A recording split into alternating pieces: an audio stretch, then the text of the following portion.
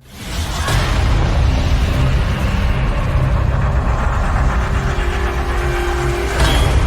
Welcome to the FSF PopCast live show.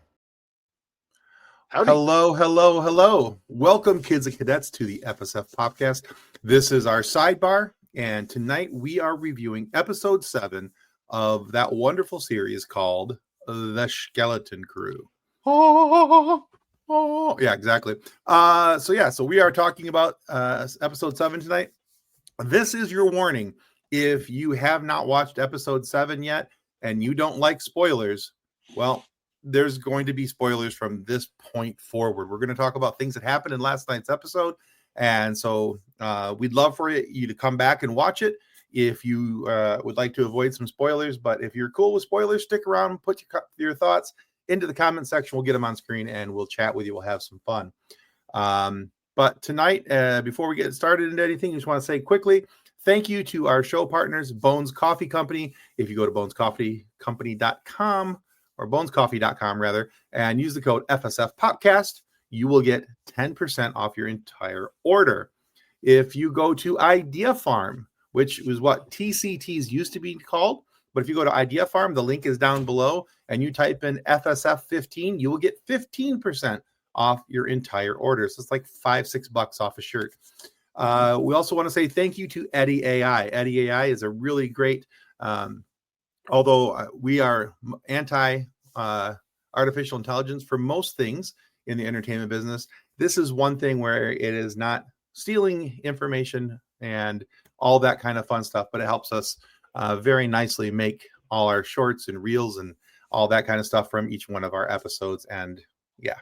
And then, of course, level up sabers, because it's always nice to have a lightsaber that's better than a stick. And one that's not run by a creepy Canadian guy who's lying to you and trying to grift your money. But that's another topic for another day. Yeah. Had to get that in there. Just had to. We're not naming any names, but you know who we're talking about. Star Wars Theory. Anyway. Hello, nurse. I'm not a nurse. I just work with Doctor. Oh, by the way, tonight's episode will be brought to you by a White Russian made with homemade espresso Kahlua.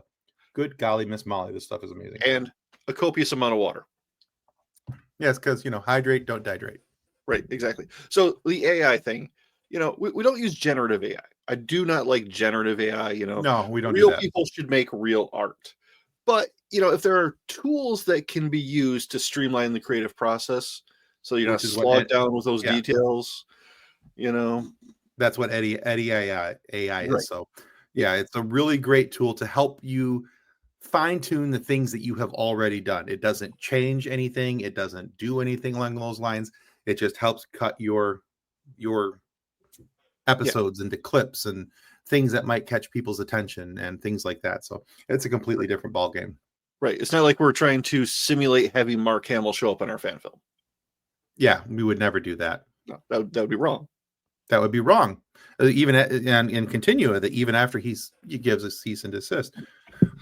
Anyway, but again, not naming any names, but you have a theory.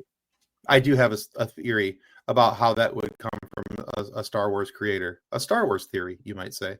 Anyway. Oh, my wife.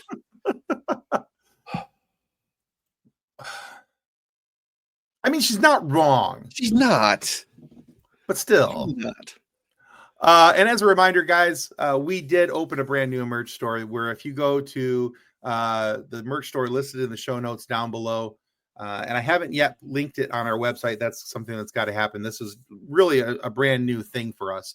But right now, everything on TeePublic's website is 25% off, including all the merch that we have on our store. So you can get that as shirts, hats, coffee cups, buttons, stickers, magnets, whole bunch, sweatshirts, all kinds of different, bits and jots and all kinds of fun stuff.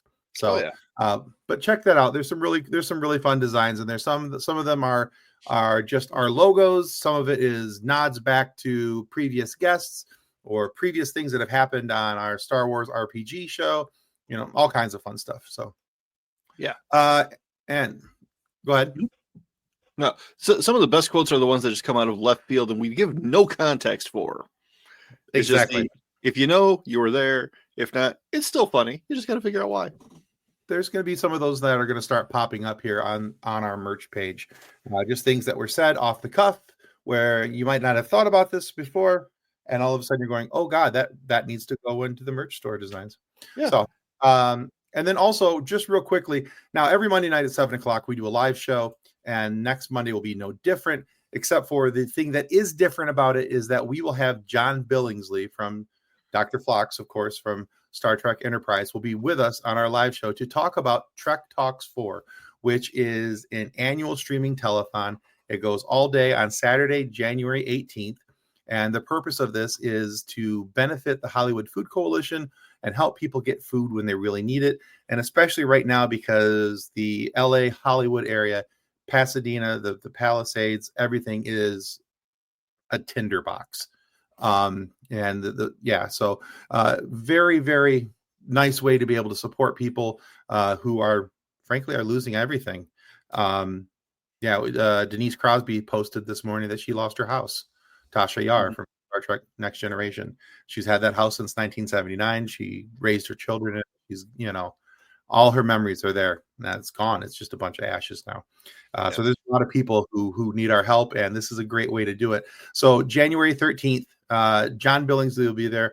Possibly Bonnie Gordon. We're not entirely sure yet, but Bonnie Gordon is the voice of the ship from Star Trek Prodigy. If you want to find out more about this telethon, please go to trektalks.net and check that out. You'll be able to find out everybody who's going to be there. And on Monday night, when we have John there, we're going to go through the entire cast list of everybody that is scheduled to be there currently. Of course, some things may be changing because of the fires out in California, but we'll have to see. We don't know how many of these folks are losing their homes, everything else. So there's a lot going on right now. But now, with that all being said, let's talk Star Wars. And we're going to talk about the Skeleton Crew. Now, before we jump into anything fun, because we've done this before on the show, because we try to be an unapologetically positive group. But I kind like everything without criticism, though. Right. There are things that need you can be positive, but still criticize the things that you enjoy. There's a difference of not being a dick about it. So we are unapologetically positive, but we choose to criticize things from time to time. And I do have one distinct criticism about the Skeleton Crew. We're going to talk about that tonight, and we're going to do it in reverse order than we used to, because we always kind of ended with our criticisms. And I always felt like that was done in reverse because we were ending on a negative note. So I want to start with a negative, and we're going to build up to the positive. I like it. I like it too. I feel much better about doing it this way. So here's my negative. So these are some screenshots I took on my phone today of episodes 2 through 7. There's only one episode that was scheduled for plus 40 minutes. Everything else is on the average of 31 to 35 minutes long. My problem with this is that when you sit down and you watch an episode of Star Wars, it takes a minute and a half to get into the episode. Mm-hmm. Sometimes 2, depending on how long the look back is to the previous episode. Then at the end of the episode, when they start rolling the credits, it takes them 6.5 to 7 minutes to get through the English language credits, and then all the multiple language credits for wherever this is being simulcast live in those languages. So you're right off the top, we're missing anywhere between 7.5 to 9 minutes of every episode. Last night's episode was scheduled for 36 minutes with an actual on-screen time of about 27 or so minutes. Yeah. And as important as last night's episode was, as the penultimate episode, 27 minutes is not enough. This is a problem I've had with the Skeleton Crew the entirety of the series. This is not the first time that I've mentioned runtimes, or the fact that I'm upset with that we're only getting 8 episodes. And if we're only getting 8 episodes, they should darn well be longer than 27 minutes. Or in the case of the second episode, if you're taking away those 7.5 minutes, that's only like 23, 24 minutes. Exactly. Maybe. Yeah, that's hard to do. So, but now if they want to put it down to that 22 to 24 minute runtime, like old sitcoms, that's fine. But then you need to give us more episodes. And have that consistent runtime. Exactly. Not the random 40-minute episode. Absolutely. Give us a consistent runtime. Give us more than 8 episodes, because I kind of feel like, and this has been one of my complaints with all of Star Wars, not just the Skeleton Crew. I felt like this through the Acolyte. I felt like this in certain times during Ahsoka and the Mandalorian, Book of Boba Fett, that we're rushing through to certain parts of the story because we've only got 8 episodes. So we have to build really fast. Right. Instead of taking the time, and especially would have been critically important with a series like The Acolyte to build world build and to have, character development. We really didn't get to see that because we had to rush to this point of the story in order to make it work. And again, this is another story with new characters, new places, new faces, new spaces. Yes. And we're rushing into the story to get it to a point so that we can get to the top of the hill just to have the roller coaster come break down real quick. Right. So that's my complaint. My complaint is not about the content of the show, because frankly, I love the content. Last night's episode was horribly fun. And I loved episode 6 with the, their showing of disability and bringing that more into the public scope and the eye, and, trying to help bring down some stigma from that and everything else. And there's lots of little things that I love about the show. They're doing great look backs. They're doing great nods to other shows and other things. And I love the fact that every single episode, the title of the episode is said in the episode at one point. Yeah. Love that. It's just, like, it's a silly thing. I can go home now. Exactly. It's a silly little thing, but I love it because it's one of those little attentions to detail things. The attention to detail now needs to be on length of the series. Yeah. So, and I think that, like, we had Silvo's betrayal of the kids last week, which continues this week.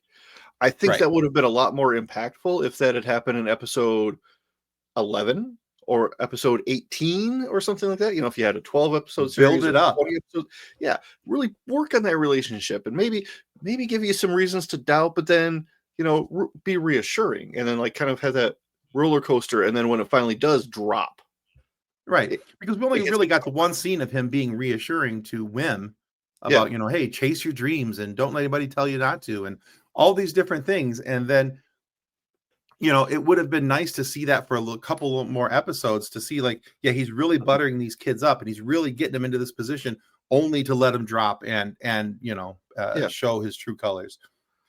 I mean, so that's my complaint. That's my hey, Lucasfilm, please do this part better. And I love what you're producing. I love what you're putting out, but it needs to be more of it. Yes, duration, whether it's episode duration or season duration, preferably both. I mean, I'm okay with more Star Wars. Yeah, you're not going to hurt anybody's feelings.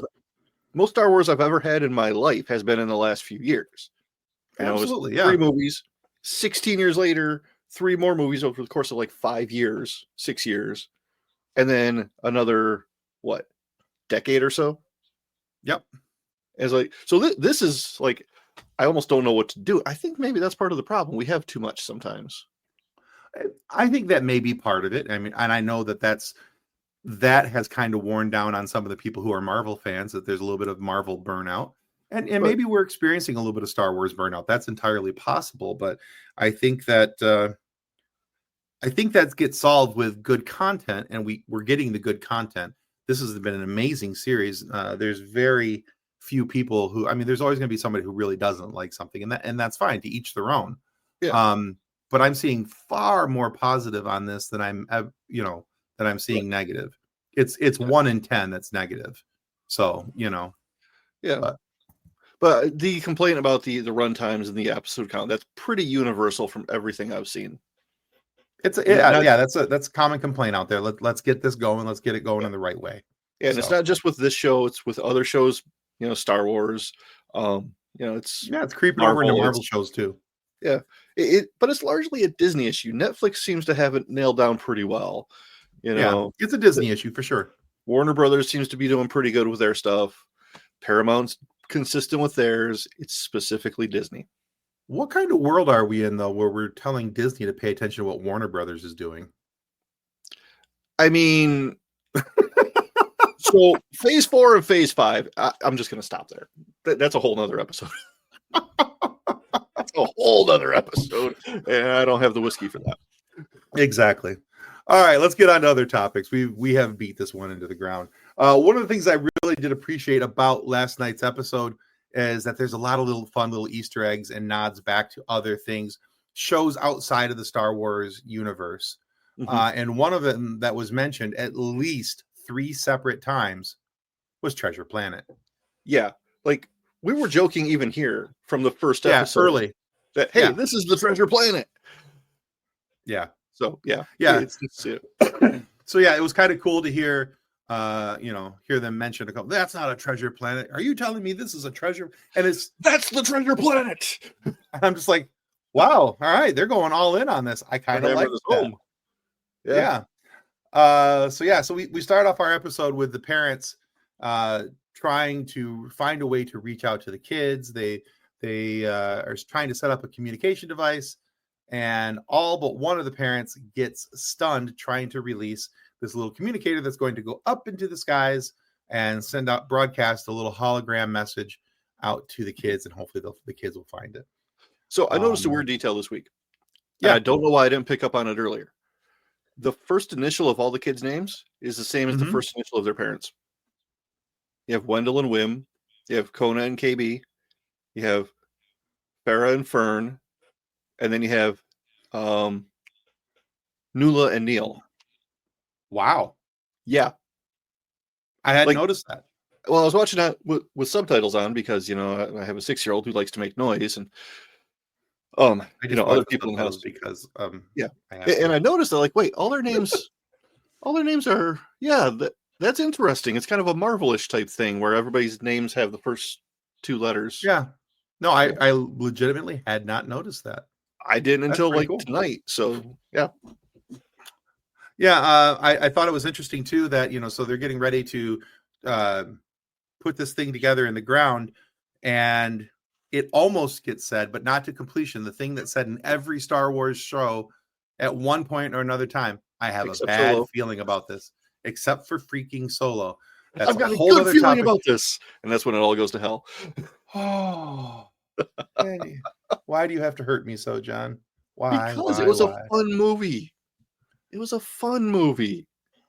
I'm coming around to it. I still have my struggles with it, and it's nothing against Aiden Aldenreich, or however you say his name.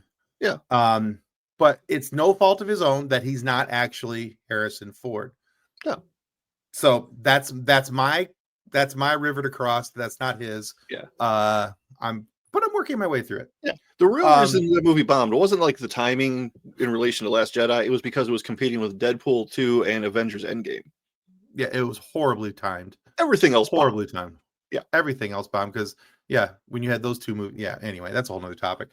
Anyway, but yeah, so she starts off, she's like, I have a bad feeling about, and then all the lights shine up, and then they start getting chased by the robots who are telling the security droids, drop the device or we will stun you. Drop the device or we will stun you. And each of the parents takes their turn getting stunned and holding up the device for the next, like they were passing the baton. It's kind of fun. I thought that too.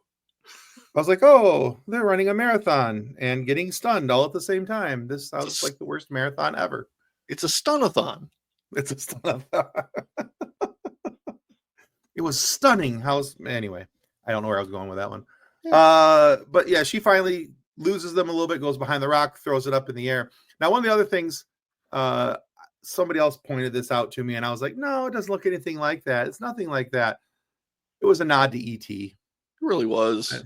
It really was. The homemade communication device, getting it up into the air, you know, to send the signal, you know, just Yeah. even though that doesn't necessarily resemble anything that you see there in the picture, but it does kind of resemble the ships from ET, and that alone was enough.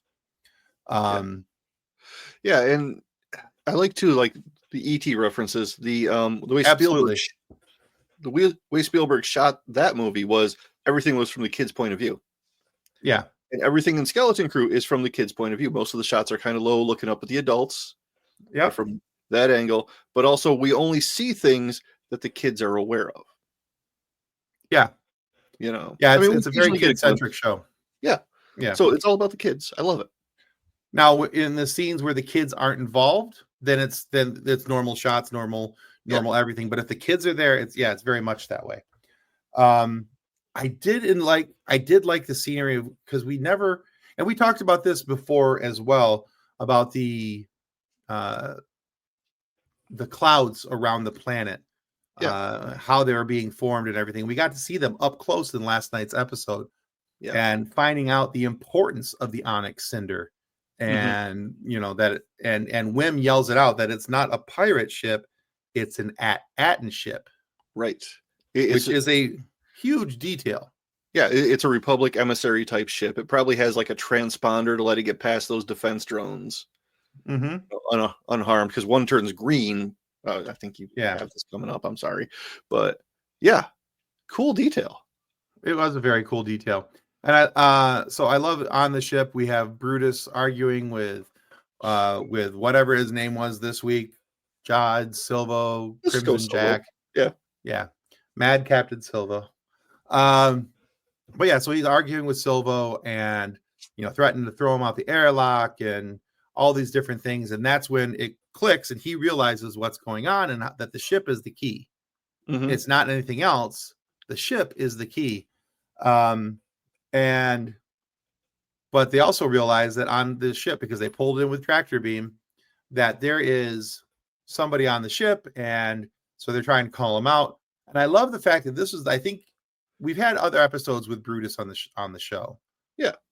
But I thought that this was really the first one where we get this nice, clear image of Brutus's face. You get to see the Shistavanian and all the details, and it wasn't a really crappy Halloween mask like it was in A New Hope.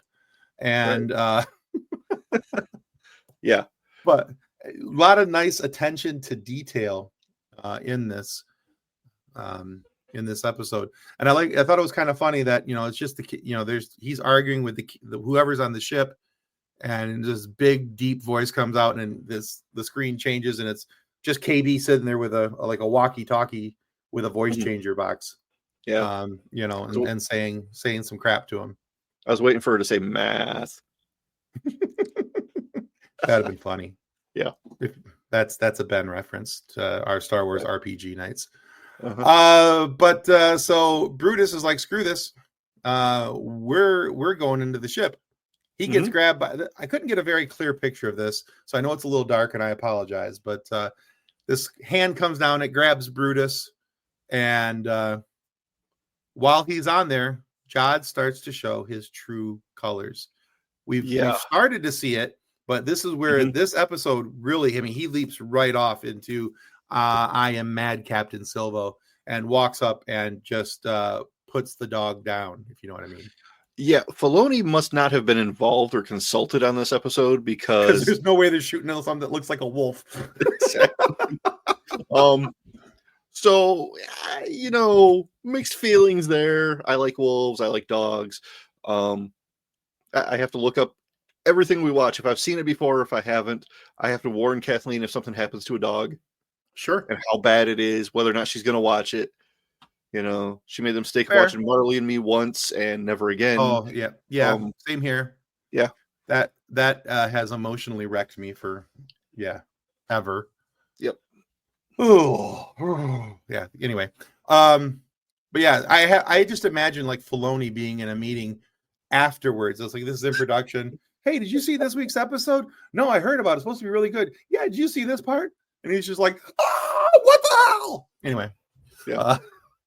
Pretty much. In my mind, that's kind of what happens here.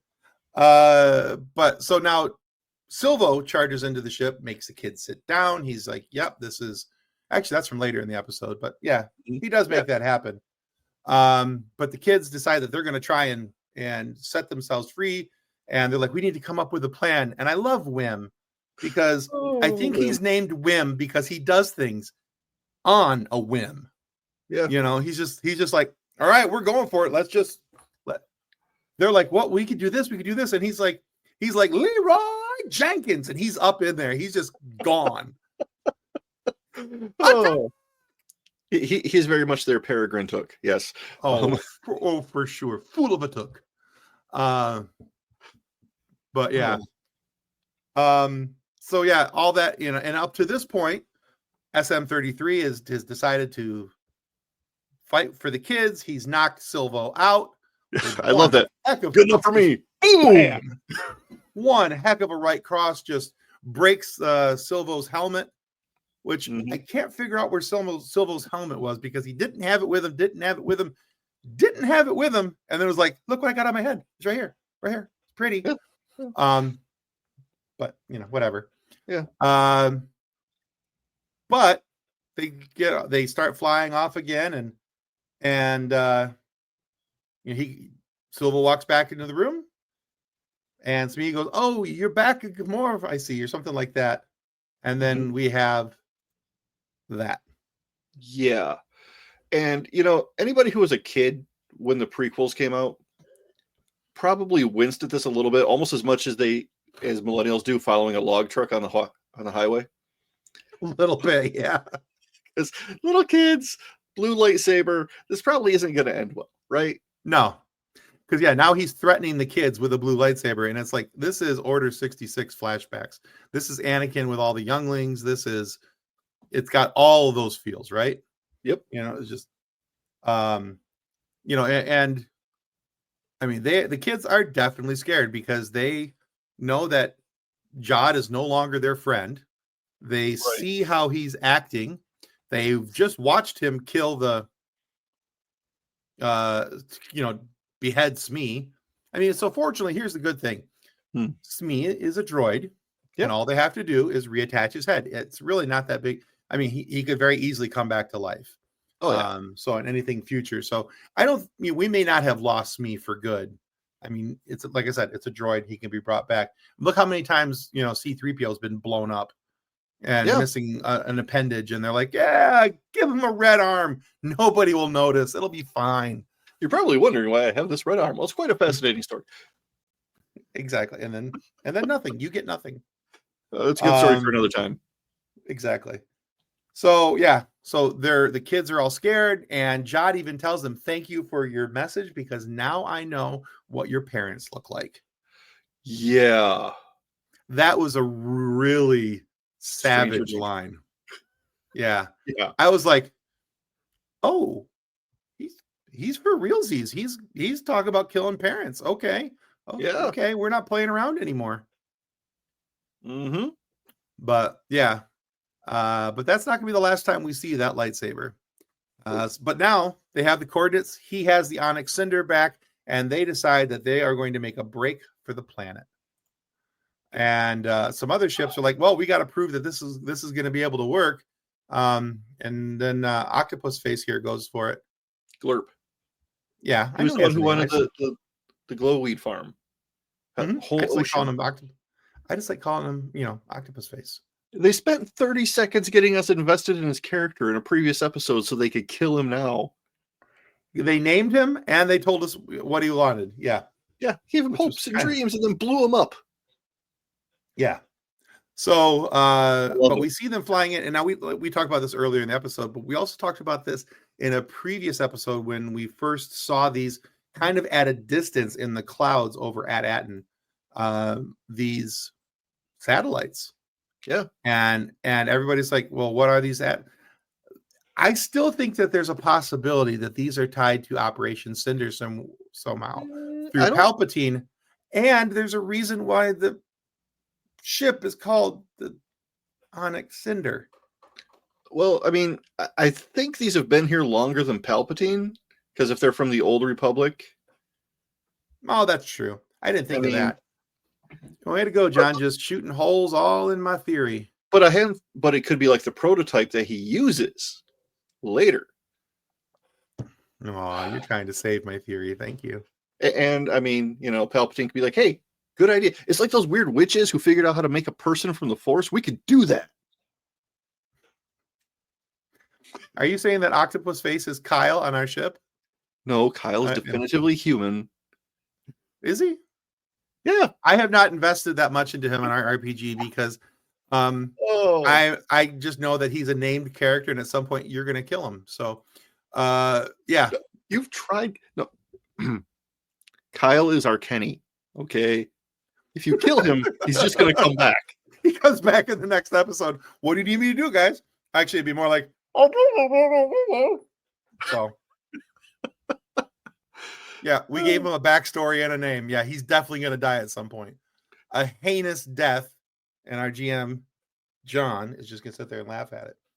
But I thought it was cool seeing the ships go by, and we watch Octopus Face, Kyle, whatever you want to call him, Glurp, got too close to these satellites, and those electric bolts go out, and they exploded his ship. It was done. But when the Cinder came through, it was not a problem. Right. The satellite actually turned from red to green. Yeah. So which gave it safe passage and did not shoot out those lightning bolts. Yeah. Thought that was a nice detail. Every video game player knows that, when the color changes, you're safe. Green means go. Which they actually use the Unreal Engine for a lot of the ragdoll physics in background characters on this show. I thought it was cool. At least Edna is safe. Well, only because in the real world, Edna's married to the GM, and the GM doesn't want to put up with that crap.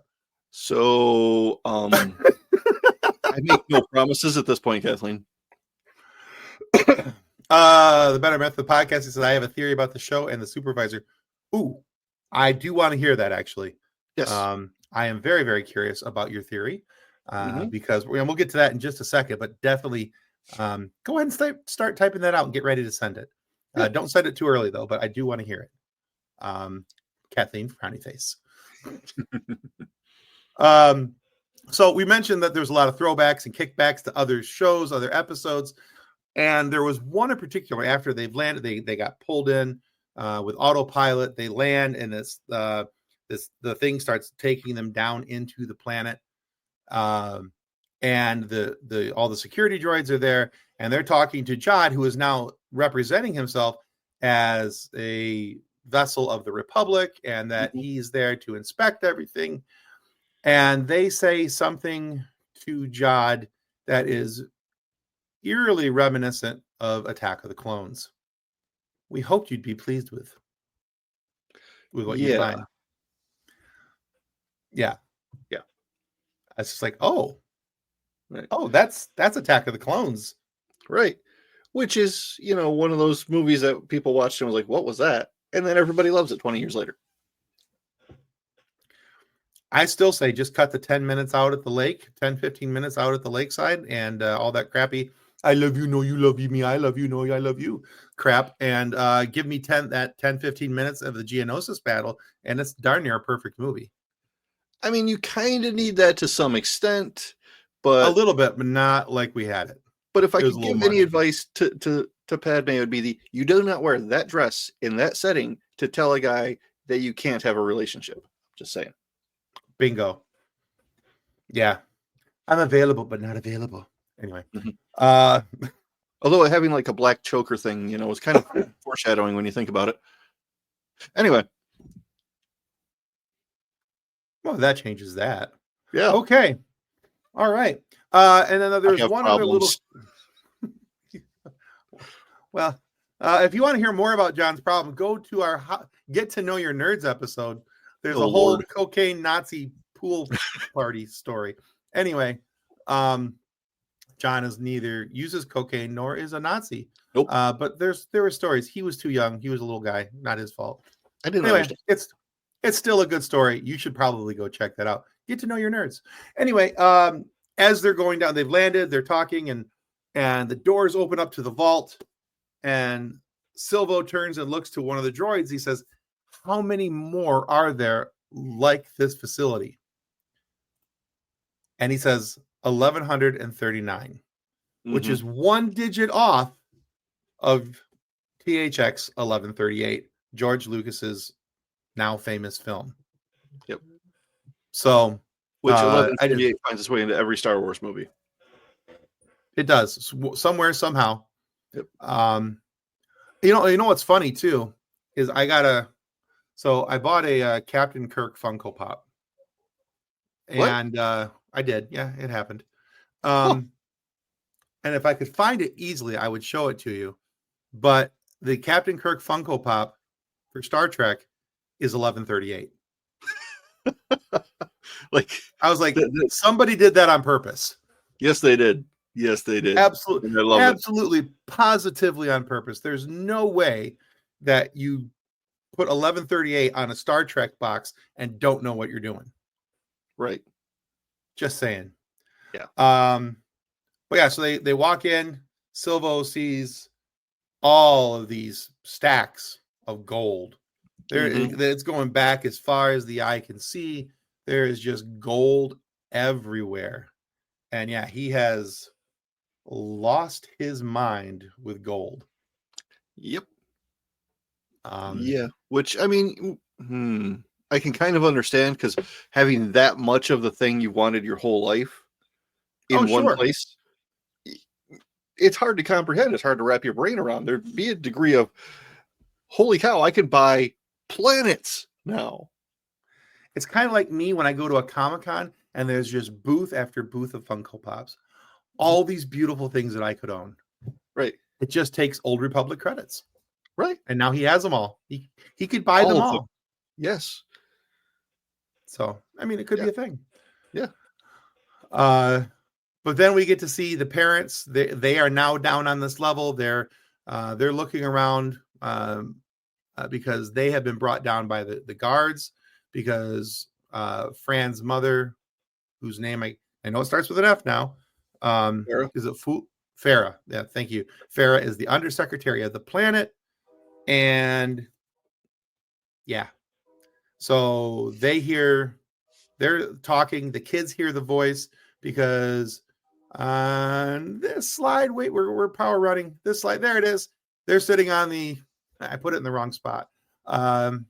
They're sitting on the ramp leading up to the Onyx Cinder. They hear and see their parents, and we'll power back, and we see another dark picture. I wasn't able to really get a good one of this one, but I loved this because this is the first time that we've seen any human feeling between Wim and his father. Yeah, that was a very big moment for me, because I mean he was concerned in other parts of the episode, but I wasn't sure if he was concerned about the secret of At Attin or if he was concerned about the welfare of his son. Right. And I kind of felt like in every episode that At Attin was winning out, and he was just going along with the other parents, just to try and keep everything as the status quo. Right. That was what I thought. Yeah. But so I'm just him actually hug him. Yeah. And I'm noticing a detail here that I missed before. Wendell's wife, Wim's mom, is gone. Mm-hmm. We presume that she's dead. Correct. So far in the story. He's still wearing a ring on his left hand. I noticed that as well. Yeah, he's still wearing his wedding band. So, yeah, that means he probably has a lot of pent up emotions, but he pretends to be fine, which, as we all know, just means feelings inside not expressed. Exactly. Right? So that's probably why he's that word. Yeah, that's probably why he's been so standoffish, is he doesn't know how to deal with his own feelings. Right. I assume that the loss of his wife had to be fairly recent before the start of this episode. Mm-hmm. Just because of, not that he was cold and standoffish, but to a degree he is standoffish, because I think he's still processing his own mental health and things that he's seeing and trying to take all that in, plus trying to raise a very adventurous minded preteen boy. Yeah. But very disconnected until this scene. I think the realization that he almost lost something else that was important to him, and he's clinging on to it. And I thought that was a really nice touch. Yeah. So yeah. I'm having feelings. And throughout all this, we actually hear the voice of the supervisor, which is Stephen Fry. Which, if you know who Stephen Fry is, you're like, oh, that's really cool to have Stephen Fry involved. Yeah. And speaking of the supervisor, Better Method of Podcasting says, my theory is that the old Captain Tack Reynolds is actually the supervisor. Yeah, I can see that. I mean, it could be. Because he would want to be close to his gold and not let it go. Right. And it was his ship crashed into the planet. Right. So his ship was in hiding. I mean, the pieces are there. It definitely makes sense. It's just taking me a second to kind of wrap my head around it. But Tack Renaud could definitely be the supervisor. Yeah. And that might be why in the video, why his, the hologram, his face was all blurred out. Mm-hmm. Why he went all John Cena, you can't see me. So on that note, I saw a video of him recently at a press conference or something, and somebody said, hey, it's good to see you today. Like, really? You can't see me. You can see me? You can see me? I thought that was pretty funny myself. Yeah. But then there's all this joy. Our kids are back. Everybody's happy. And you hear yep, the sound of the saber, and we see the camera starts drawing back, and we've got Silvo there holding out his saber to apparently threaten the parents, and that's where our episode ends. You gotta love it when they end on a cliffhanger. Or it actually is John Cena. It'd be a great crossover with Peacemaker. Oh my god. If he comes out with a Peacemaker helmet on, I'm done. Yeah, that would be fantastic. Yep. But yeah, so what's coming next, John? What do you think we have in store for the rest of the Skeleton Crew? So, I mean, we're gonna hopefully find out who the supervisor is. See if Better Method of Podcasting is right, or if I've heard some people speculate that it's a droid, that the whole planet is run by machines. We might learn more about Jod, Silvo, whatever his name is. I kind of hope we don't. I just want him to just exist as a villain and then go off into the inky black of either space or death, however it ends. I don't know.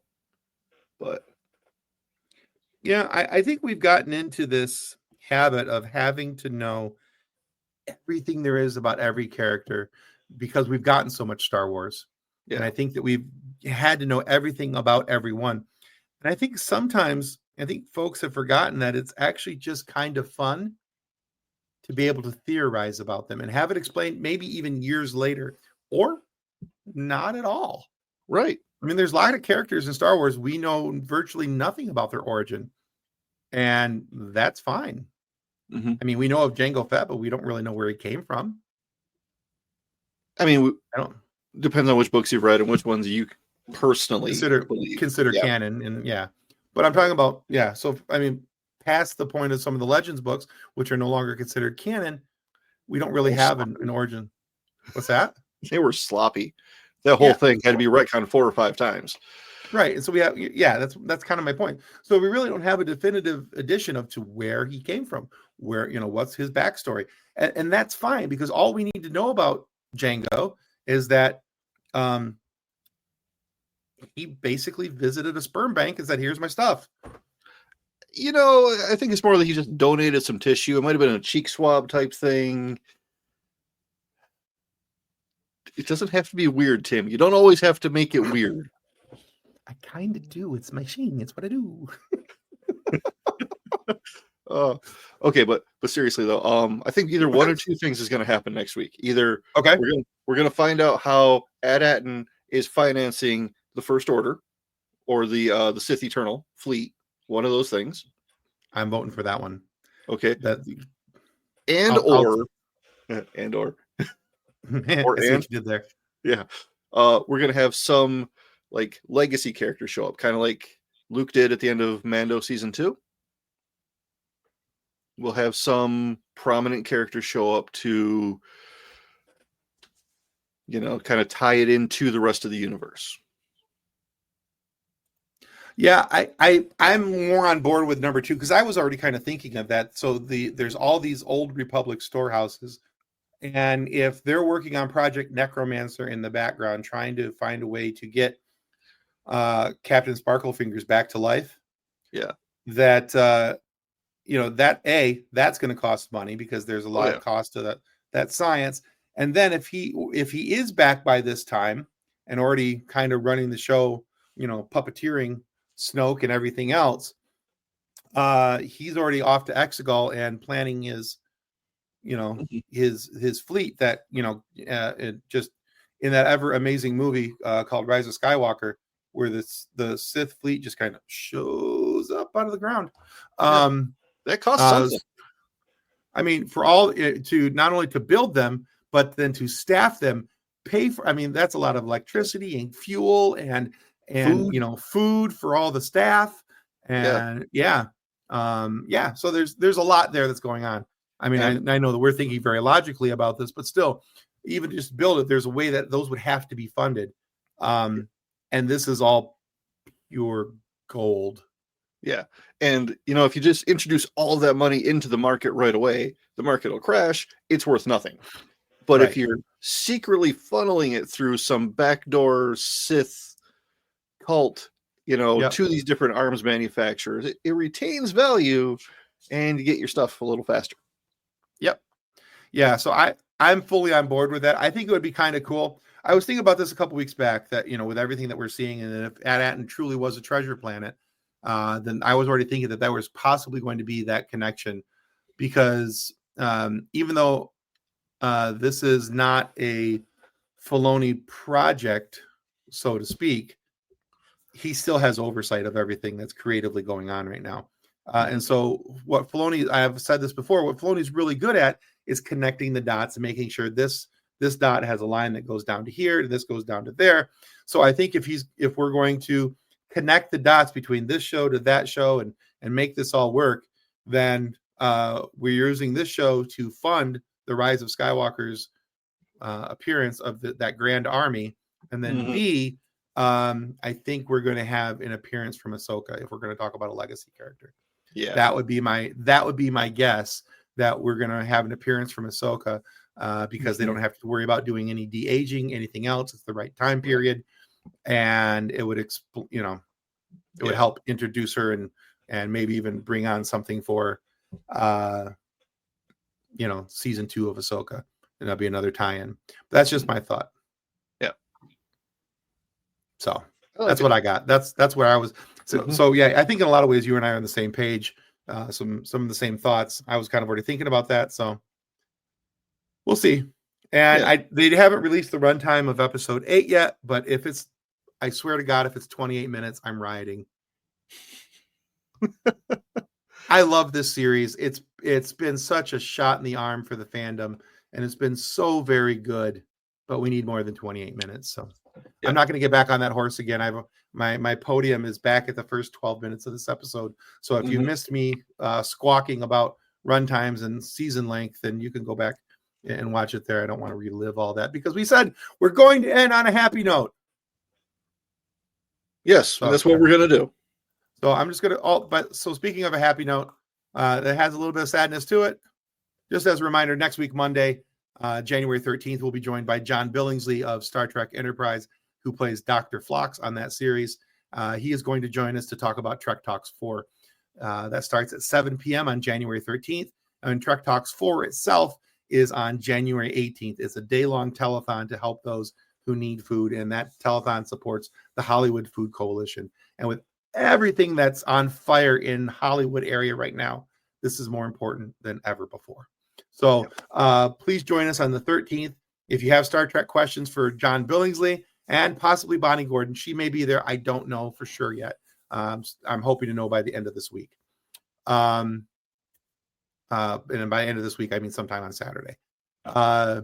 I'm hoping to know shortly whether or not she'll be involved, but at least John Billingsley will be there, and we're going to have a lot of fun with him. If you have Star Trek questions or you have questions about Trek Talks, please be prepared to throw those out in the comments, and we'll do everything we can to get them all in front of John and hopefully Bonnie Gordon as well. Bonnie, by the way, if you're not familiar with her, Bonnie Gordon is the voice of the Protostar in Star Trek Prodigy. She's an amazing voice actress who, also has a really, I can't remember the name of the band, but it has something to do with bards. But yeah, because she's a big D&D player. So anyway, So on that note, we're going to slam back through all these things. And that's all, folks. Buddy Jesus says it's time for us to go. Well, who might argue? Exactly. Well, on that note, guys, may the Force be with you as you continue to live long. Copyright 2024 FSF PopCast. Reference to any specific product or entity mentioned on this podcast does not constitute an endorsement or recommendation by FSF PopCast. The views expressed by guests are their own, and their appearance on the program does not imply an endorsement of them or any entity they represent. If you have any questions about this disclaimer, please contact us via email at info@fsfpopcast.com.